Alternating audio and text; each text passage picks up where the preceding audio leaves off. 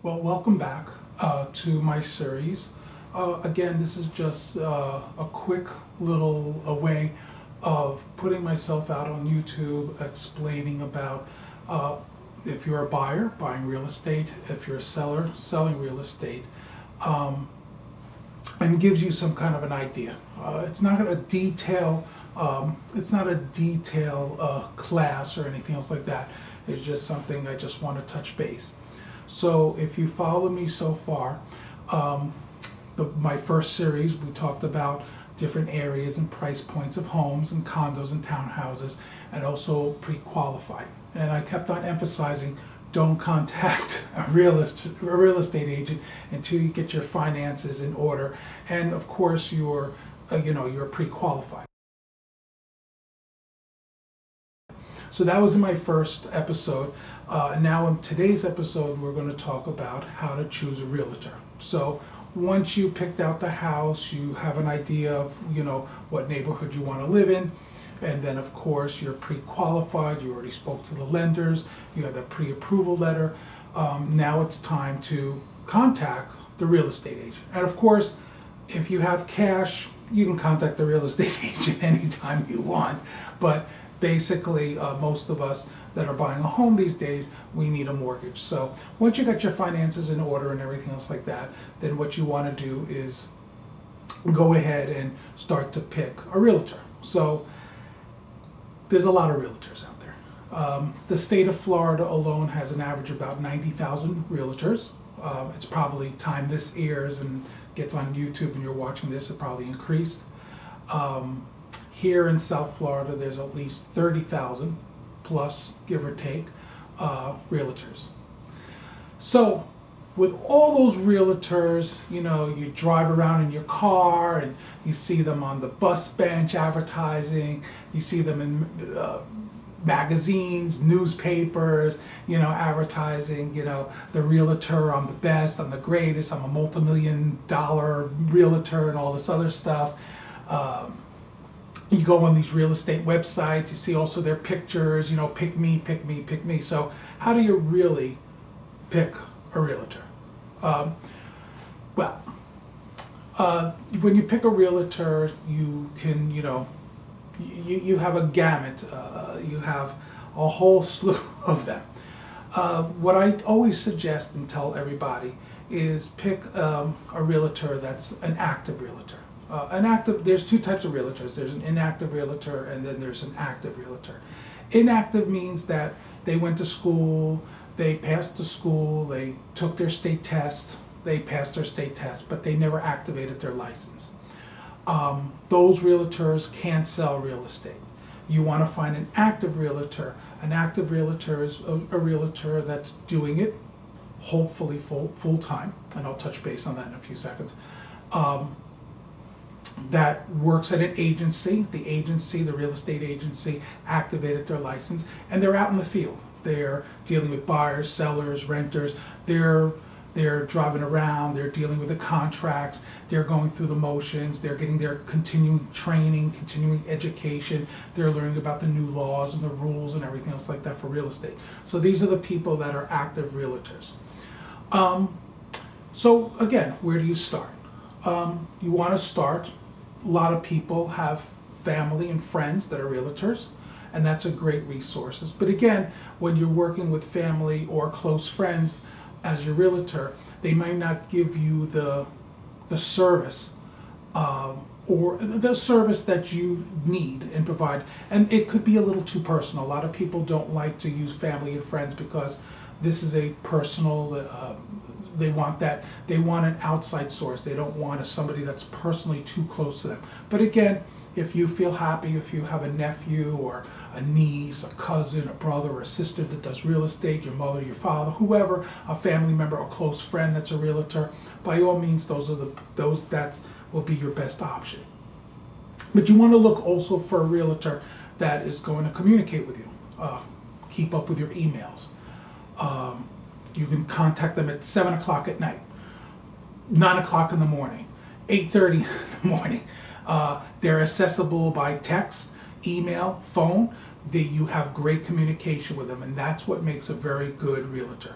There's a lot of realtors out there. With all the realtors, especially here in South Florida, we have about 30,000 realtors. Out of those 30,000, about 15 to 18,000 of them are active, and a lot of them don't communicate. You have to chase them down, they don't follow up with you, and that is the problem with realtors today. Now, of course, I'll probably get bashed from the comments, but I've worked with, even myself, working with other realtors, they just don't communicate. They don't pick up the phone, they don't text, whatever the case may be. So when you're looking for a realtor, you want to look for a realtor that is going to work for you, that they're doing this full time. And it's okay. You can ask as a buyer when you're choosing a realtor, or even if you're selling a house, when you're choosing a realtor, if you're the buyer or the seller, you want to make sure that the realtor that you're hiring does this full time. Because, and you can ask, don't be ashamed, don't be shy as the buyer or the seller, to ask the questions, to say, do you do this full time? I get asked all the time, do you do this full time? Yes, I do this full time. A lot of agents do this full time, but some agents don't do this full time.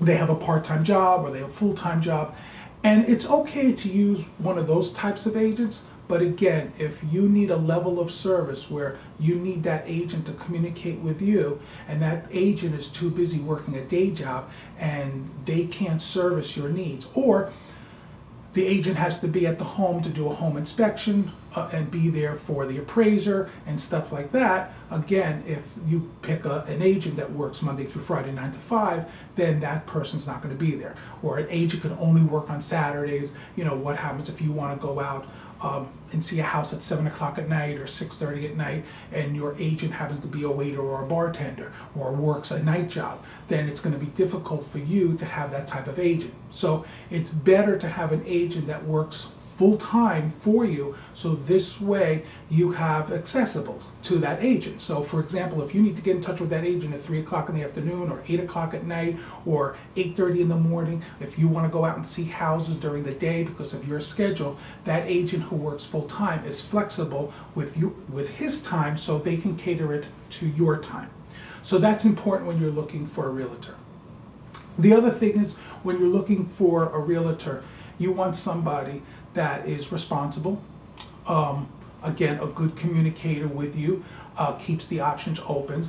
Some realtors, as realtors, we can pick and choose who we want to work with. So for example, some realtors, and I've encountered this within my journey as being a realtor, is that what happens is some realtors, if you contact a realtor, you're happy and you're like, wow, I got pre-approved for $300,000, you're going to go out and you want to buy these homes and you want to search and you want to look, and of course you need the realtor to help you with this search. Well, some realtors will not bother with you if if you're not looking for a home for $500,000 or plus, they're not going to consider you and work with you. Some agents are very adamant if you're not looking for a home for $500,000 or higher, or in the $1 million range, they don't want anything to do with you. So $250,000, $300,000, $400,000 is not worth their time. There's a lot of agents that they don't care. They don't care if you're looking for a $50,000 home or a $50 million home. They'll take it all. That's the type of agent you want to work with, because they're not going to be subjective. They're not going to try to guide you to a home that's more expensive. Now, there's a myth out there. A lot of people don't like real estate agents because they say they're driven by commission and all they care about is their commission. So to clear up that myth, yes, at the end of the day, agents care about their commission. The reason why agents care about their commission is because when you're dealing with a buyer or a seller, we're basically working for free. Our time is important. So if you turn the tables and you put your feet in our shoes, we're working for free. So our main goal is to get you into the proper home that you like, close the deal so we can get paid commission. We're not salary people, we're not hourly people, we work crazy odd hours. Some of us wake up at 7 o'clock in the morning and work until 11 o'clock at night, depending on how dedicated you are as a realtor. Some realtors wake up at 10 o'clock in the morning and they stop at 5 o'clock. Realtors make 100% commission. We're independent contractors, and although we may work in an agency, the agency is not paying us a salary. So when we go and meet you as a buyer or a seller or whatever the case may be, we're doing it on our own time.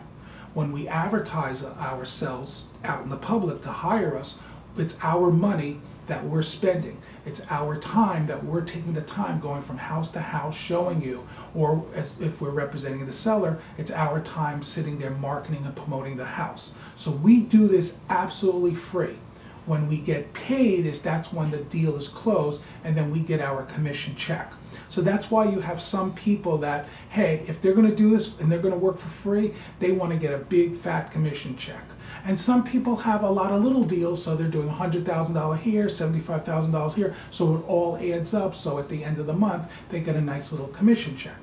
And what happens is we have to wait for our commission as well. So it's not something that you buy a house and then we're getting paid right away. Sometimes when you purchase a home, it takes months. It can take 30 days, 45 days, 60 days, whatever the case may be. And we're not getting paid in between those days. So if we represent a seller, hey, sometimes a house doesn't sell as fast. Sometimes it takes 6 months, 7 months, 8 months, a year, maybe less, maybe, if we're lucky, 60 or 90 days. But at the end of the day, we don't get paid because what happens, we have to wait that long to get paid. In the meantime, we're running around doing this for free. We're putting the wear and tear on our car. We're spending money on lunches. We're spending money on gas for our car. So again, comes all out of our pocket. So that's why the commission is important. Now, as a real estate agent, you don't want to hire an agent that's all they care about is their commission and they don't care what house. You have to pick an agent that's going to be subjective to your needs. So what happens is, hey, if you're pre-approved for $250 and they're going to show you $400,000 houses, that's not a real estate agent for you. So it's one of those agents that's going to stay within your budget, maybe a little bit higher, just a little bit, maybe a little bit lower, but they're going to show you a gamut of houses. So this way you have the proper tools to make a great purchase decision. So if you got pre-approved for $300,000 and you tell your agent, hey, I got pre-approved for $300,000, but I'd like to keep it within the $200,000 range, and your agent goes, well, that's terrible, this is horrible. What happens is that's not the type of agent for you, because at the end of the day, the agent has to cater to your needs. You have to make the decision, and you have to be happy with that decision. So that's why it's important that you get an agent that doesn't matter. It's not all about the commission. Once everything is done, then the agent gets paid. Now, people say, you also have to look in deeper on as what type of agent you want. There's agencies out there. I work for Coldwell Banker. There's RE002. There's Century 21. There's Keller Williams. Those are pretty much the big real estate agent. And there's a lot of other big ones out there too. Now, I'll probably get bashed for saying this, but when you're hiring a realtor, I do suggest that you hire somebody from a major real estate company. The reason I say this is because when you hire an agent from a large agency, like a Coldwell Banker or a RE002 or a Keller Williams and stuff like that, or Century 21, we come with a lot more training and knowledgeable compared to a real estate agent that works for, let's say, Big Bob's real estate agency emporium or something like that, or XYZ agency. I'm not saying that those agents are bad agents. It's just that the level of that agency provides their agents in training, knowledge, the back of the house. Now, when you hire an agent, you just see the agent, but you don't realize in the back of the house what happens.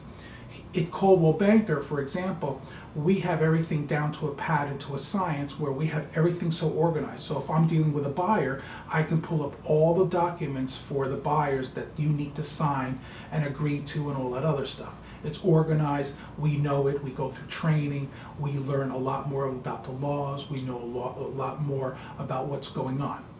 Where a smaller agency, what happens is they don't have the technology in their computers. They don't have the training and stuff like that. So a lot of these agents pretty much have to learn as they go, or they have to learn from the other agents. Where when you go to a Century 21 or Remax, Keller Williams, Coldwell Banker, they have training in place. So before, they can hire brand new agents, and those brand new agents already know what to do and what to expect when dealing with a buyer or seller. A lot of people will say, well, you want an agent that's been around the block, that has a lot of experience, and that's true too. But again, if the agent is rather new, and coming from a larger company, you're getting that company. Not only are you getting that agent, but you're getting that company as well. So if someone hires me, they're not only getting me, David Hantman, but they're also getting Coldwell Banker.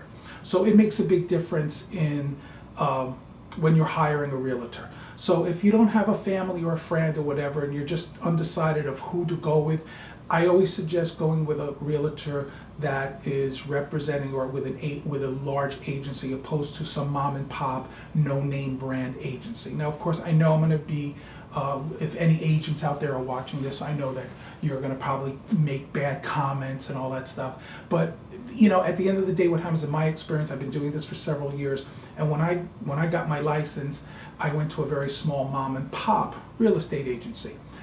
When I handed out my cards, no one knew who I was. They didn't know what agency I was with. They had no brand recognition at all. They were just totally lost. They were like, and they didn't. There was that trust level that they didn't trust, because I didn't come from a large agency. I came from a very mom and pop, small community real estate agency. It's when I went to Coldwell Banker. Now, grant you, when I was with this small agency, I didn't do any sales. I was there for 6 months, almost close to 7 months actually, and I didn't do any sales at all. I invested money, I was spending money, and I was twiddling my thumbs, and I had nothing. As soon as I went to Coldwell Banker, I decided, you know what, I need to go to a larger agency. And that's what I did. I went to Coldwell Banker, and as soon as I got my Coldwell Banker cards with the Coldwell Banker logo on it, people, they didn't know I never sold a house before. They had no clue. The fact of the matter is that I had the Coldwell Banker branding. And as soon as I had that Coldwell Banker branding, people started contacting me. David, could you sell me a house? Could you sell my house? Could you do this? Could you do that? Blah, blah, blah. They thought I was an expert. I had no clue what I was doing. I mean, of course, I had the training. I passed my class. I got the certificate. I'm now a legit active realtor. But of course, and I went through the Coldwell Banker training and all that stuff that they had, but I never really sold a house before. I dealt with buyers or sellers. But because of their training and their expertise, I was able to pull it off where I got my sale, because they, the client was very reassured that I was with Coldwell Banker. So if you're a brand new realtor and you actually happen to be watching this as well, it's one of those things that I advise going to a larger agency to get your experience first. And then, once you build up your clientele, then you can do whatever you want. But I'm happy with Coldwell Banker at this point. So, I like that brand recognition. Most people, when they're looking for property, they're going on the internet. So I believe they said 97%, the Real Estate Association says about 97% of all people, or 95% of all people that are looking for property, are going on the internet. So of course there's all kinds of real estate websites, and on those websites, when you're looking for a home, on the side of the home there's always a list of realtors. So most people contact a lot of buyers, of course, who are looking for a home. They start typing in and they start searching, and they're either on one of these real estate websites and they're looking for property, and of course attached to it is a realtor. So let me go into detail on these real estate websites. As a realtor, we pay for advertising on these real estate websites. Some have more money to advertise and get their face out there much more. Some don't have a lot of money, so they're limited to how much their face can go on the internet and whatnot. The internet is very important because at least 95 to 97% of people who are looking for real estate are going on the internet. So that's the number one place that realtors like to place their face and their numbers and their information. when you're looking for a house on these real estate websites, those realtors that are listed are there may or may not be the listing agent. We advertise ourselves to be placed on those websites, on those houses. So if you're interested in that house, it's easily, you can contact us. Now here is the problem, and all realtors you talk to will say the same thing. You're the buyer and you're interested, you're pre-approved and you're all set, you've got your finances in order. And even if you're not, even if you don't have your finances in order, you go ahead and you start looking at these real estate websites and you start contacting all these realtors. When you contact those realtors, what happens is we get an email with your information on it and what property you're looking at. So what we do is we get instant notification. So when you press that send button that you're interested in more information, we get an email. Some of us even have it set up where we get it right on our phone. So we get a notification right on our phone, and we get it through our email. If you're truly interested in purchasing a property and you're not working with a realtor, you can go through that route. But what happens is, most of the time when you click that button to send and the realtor responds back to you, most buyers don't respond back to the realtor. And when you do speak to the realtor, most buyers have their defenses up and they have a wall and they seem to come across rude. When we're being contacted, we're thinking, okay, here goes a person that's interested in a home, it's considered a lead, and we contact you. Now, of course, a real estate professional will contact you being polite, may it be calling you on the phone or emailing you back, and we want certain information from you. Are you pre-qualified? Are you a cash buyer? When do you need to move? Simple, basic real estate questions. So what happens as a realtor, when we get contacted by buyers through these websites, if you don't contact us back, we have no clue. And it's a common courtesy. If you're sending out an email, the courtesy is to, and I know this sounds like a bitch session, but if you're going to contact a realtor and the realtor contacts you back, just have the decency to say, oh yes, I'm interested, or I'm not interested. Now, since we do work for free, some buyers will go on these websites working with a realtor, and then what they do is they contact another realtor. Now, there's no law, there's no agreements that you can't work with another realtor.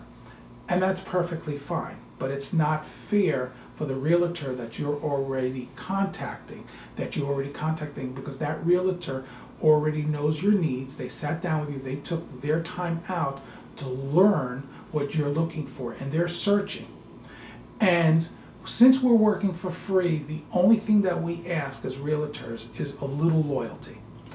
And so when you start bouncing around and start asking questions, it's not fair first of all, it's not fair for the seller, because, there's a seller involved trying to sell their house. It's not fair for the real estate agents that, you're contacting. And if you are contacting and you have a conversation with a realtor, don't have your defenses up, because we're not here to hurt you. We're not your enemy. We're not here to rip you off. We're trying to help you and get information to find out where you are in the process of purchasing a home. Now, it's okay going through these real estate websites, and that's perfectly fine.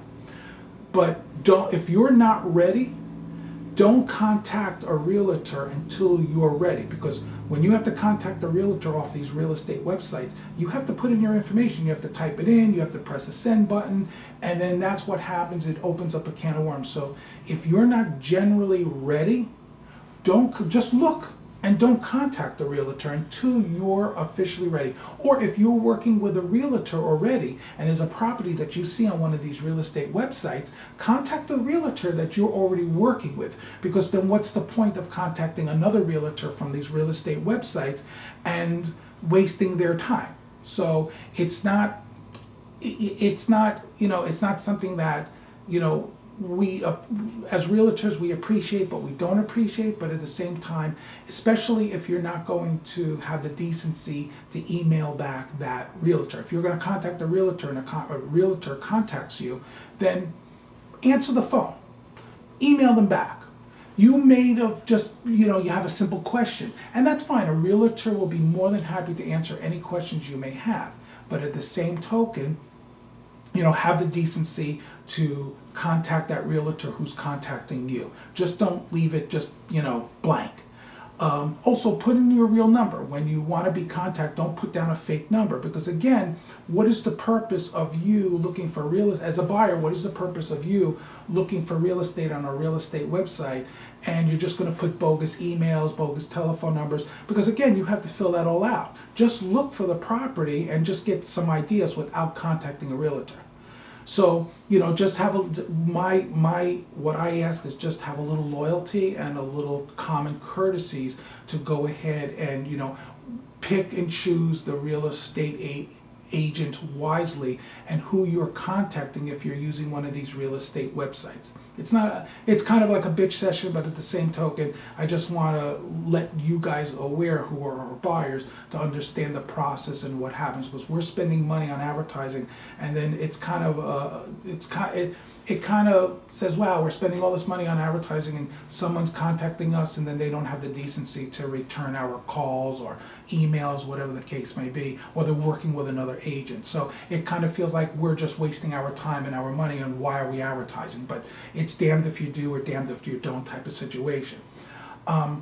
I'm not saying that all buyers. I've had some great buyers from these real estate websites that I advertise that, they're serious, they have all their finances in order, and they're ready to go, and we have some great, we have great conversation. I show them houses, and they turned out to be some great clients, and those clients turn into great clients because they refer their friends and their family and all that stuff. So I'm not saying it's a bad thing. It's just saying that if you are a buyer, just be generally serious once you get an agent involved, because we work for free, and of course nobody likes to work for free. So the next topic is going to be we're going to deal with sellers and selling your home, and again I'm going to also touch base on not only selling your home, but how we earn our commission. I know I kind of touched base a little bit on this, but how we earn our commission, and what happens to that commission, and people don't like to pay the commission, and all the objections that comes with paying the commission and selling your home and stuff like that. So we have the buyer side, and then we have also the seller side. So if you're a buyer, I do suggest continue watching my my episodes and stuff like that. So this way you get the seller side, and you kind of get an idea what the sellers are going through. So with that, we'll see you our next episode with selling your home. Thank you.